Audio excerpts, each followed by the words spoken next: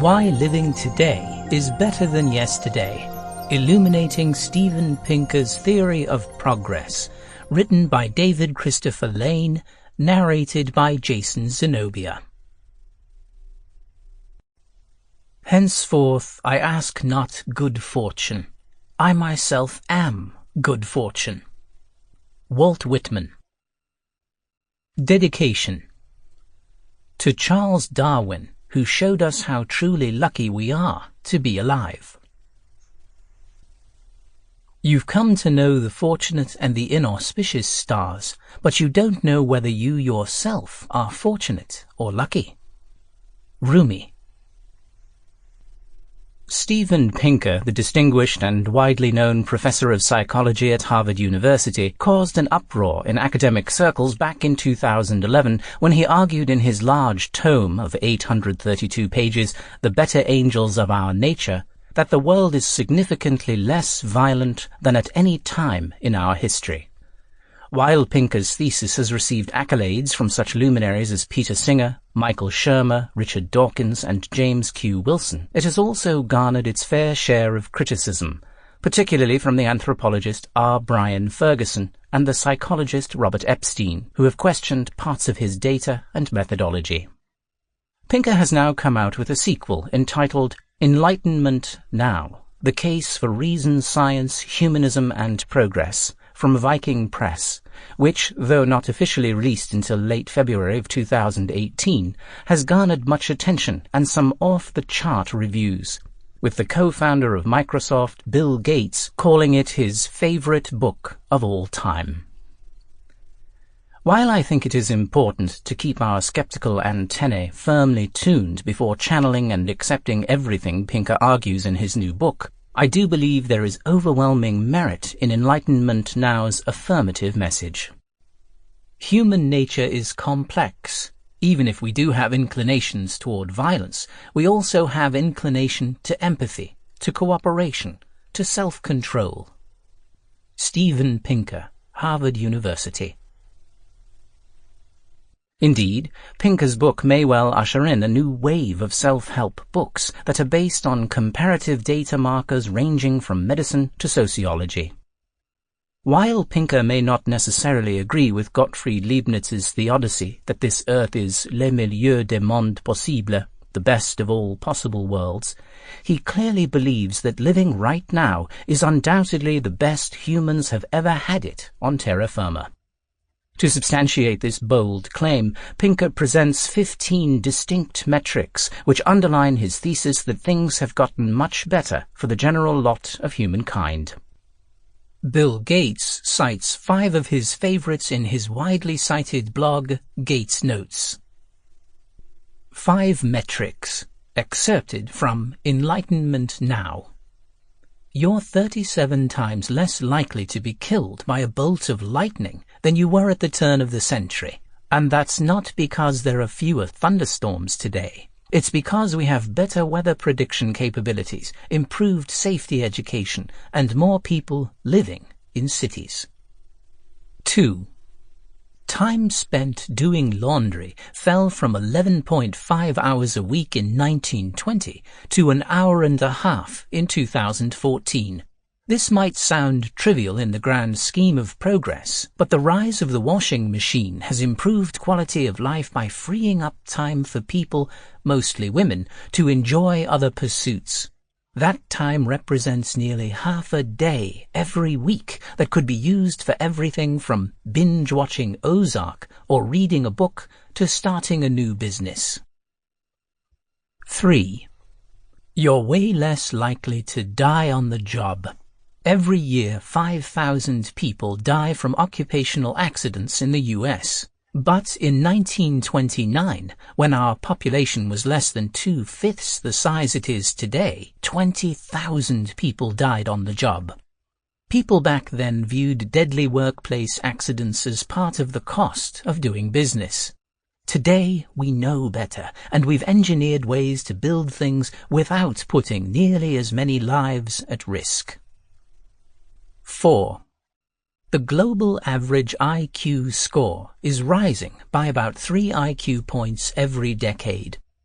Kids' brains are developing more fully thanks to improved nutrition and a cleaner environment. Pinker also credits more analytical thinking in and out of the classroom. Think about how many symbols you interpret every time you check your phone's home screen or look at a subway map. Our world today encourages abstract thought from a young age, and it's making us smarter.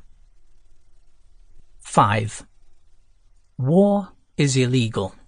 This idea seems obvious, but before the creation of the United Nations in 1945, no institution had the power to stop countries from going to war with each other.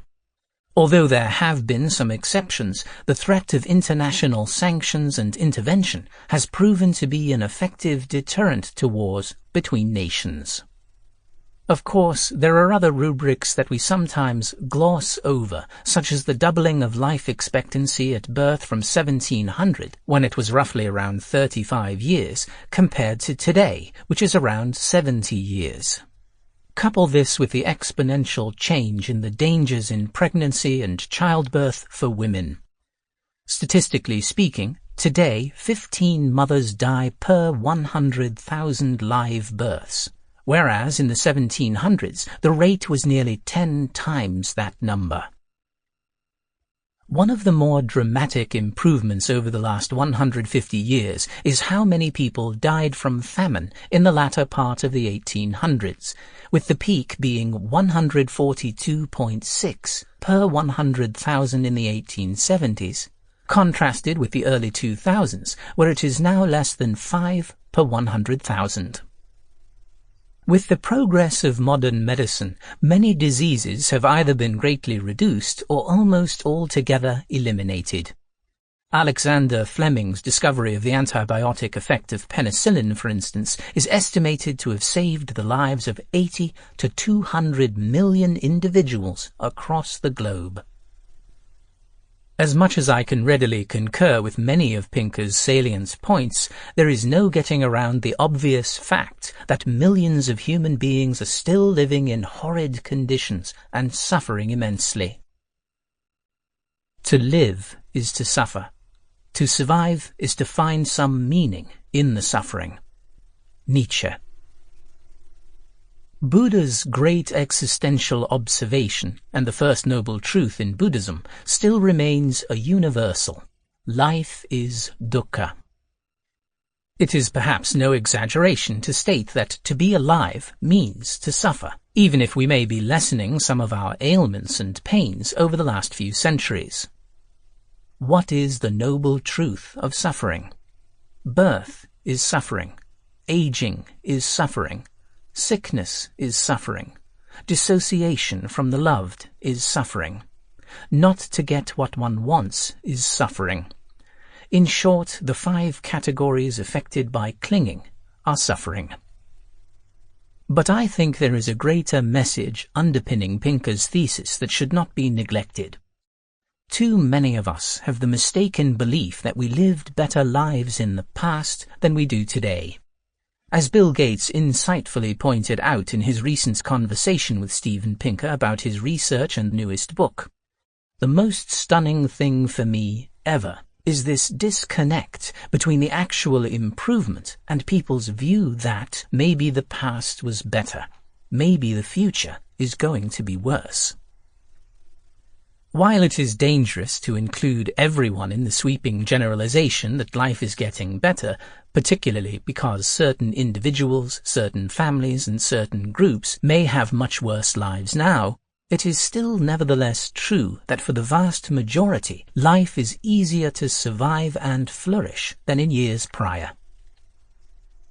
Yet, regardless of whether we agree or disagree with Pinker's rosier outlook, I do think that we can employ comparative histories and sociologies to make us better appreciate our own particular circumstances. A third way of understanding comparative sociology. Comparative sociology is an ideal type of sociology. Comparative sociology is a process. Comparative sociology is a critique.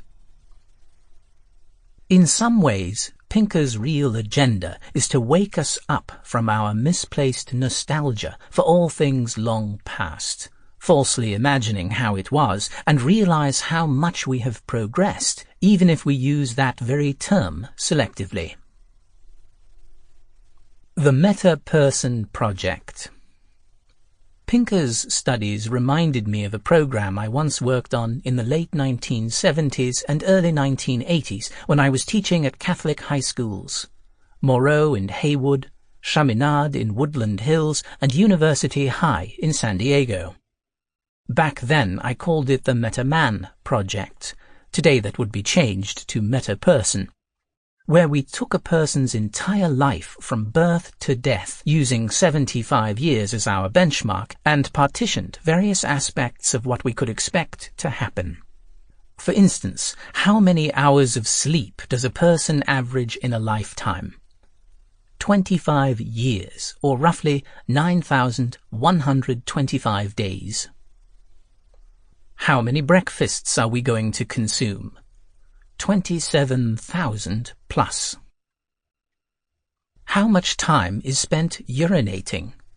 Depending on your bladder, it ranges from 7 to 10 minutes a day, or about 6 months in a lifespan.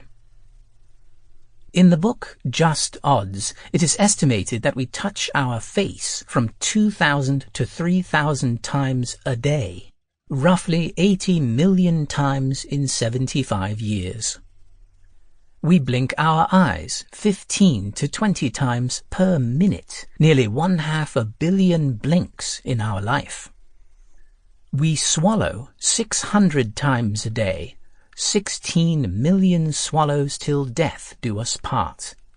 And according to some estimates, we yawn an average of 6 times a day, or 164,250 yawns in a lifetime. What all these meta-statistics do is help us realize what life has in store for us and establish upper and lower limit parameters. Certain things are going to happen, and certain events will take up your time. Given this overall picture, it allows one a clearer conception of what we are up against and what we wish to accomplish. Later, when I started teaching courses in science and religion at California State University, Long Beach, we began exploring in depth the theory of large numbers and the dramatic implications of probability theory. This led to a radical understanding of how much luck is involved in anyone's life and how such can be utilized in a comparative way to better appreciate one's position in life. Imagine right now as you yawn away listening to your professor lecture about the mathematical implications of desultory decussation. You take out the California Lotto ticket you bought earlier that week at your local 7-Eleven and realize right then and there that you have just won $10 million. How would you feel? Would there be a moment of ecstasy that something truly amazing and highly improbable just happened to you? But we have already won so many lotteries just by being alive right now.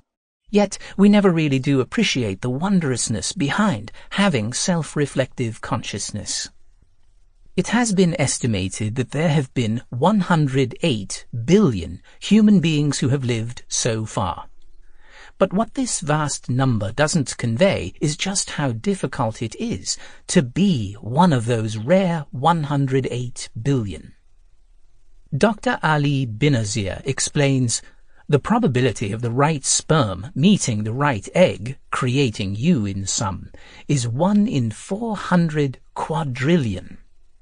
But even that number pales when we stop to realize that each one of our predecessors had to reproduce successfully, since one screw-up, ironic pun, means you right now don't exist.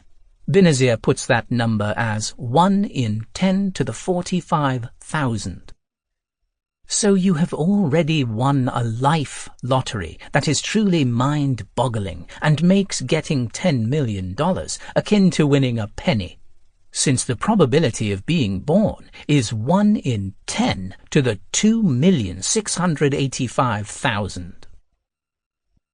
To distill so specific a form from that chaos of improbability, like turning air to gold, that is the crowning unlikelihood, the thermodynamic miracle. For you are life, rarer than a quark and unpredictable beyond the dreams of Heisenberg. Alan Moore, Watchman.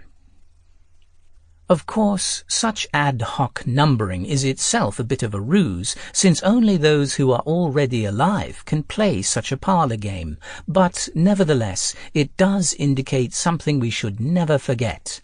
We are luck incarnated. Today is your lucky day. And thus we should become familiar with such numbers, if only to better understand the lives we do have. Before creation, God did just pure mathematics. Then he thought it would be a pleasant change to do some applied. John Edensor Littlewood. When we were kids in Catholic elementary school, we used to complain about having to wear hard wingtip shoes as part of our uniform. We got blisters, and they were a pain to play in during recess, especially basketball. However, the nuns reminded us that we were fortunate to even have shoes, since many in the world had to walk around barefoot. The same kind of lesson was pressed upon us during lunchtime in the cafeteria, which had some truly awful food, where we were forced to eat everything on our plates, since there were millions in India who were starving. Of course, we never did figure out logically how eating all our food actually helped anyone back east. Yet these lessons in comparative analysis did help us broaden our parochial outlooks, which were invariably skewed, since we tended to compare our lot in life with other affluent kids in the neighborhood, never quite realizing how truly blessed we had been and how spoiled we really were. In a way, Pinker is reminding us anew, with a truckload of stats to back up his argument, that we must always see the larger picture in order to properly adjudicate our place in life.